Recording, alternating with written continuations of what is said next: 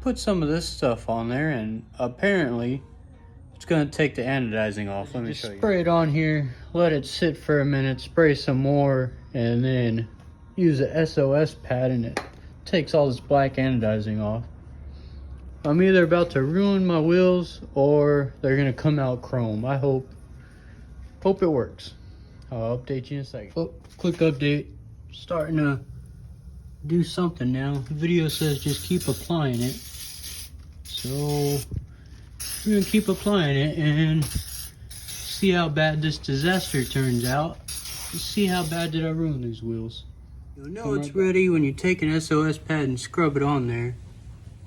And so that's what I did. It's starting to bubble more.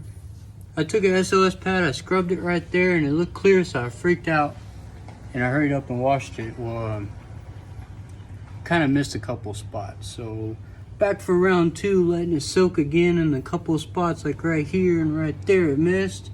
But other than that, it actually worked out like it was supposed to. Surprisingly, it only took like 5 minutes. I wouldn't let it sit too long.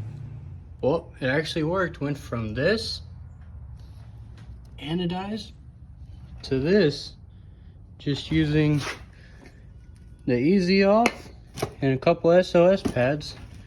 But now the hard part is scrubbing everything and actually polishing it. But took all of 20 minutes, not bad.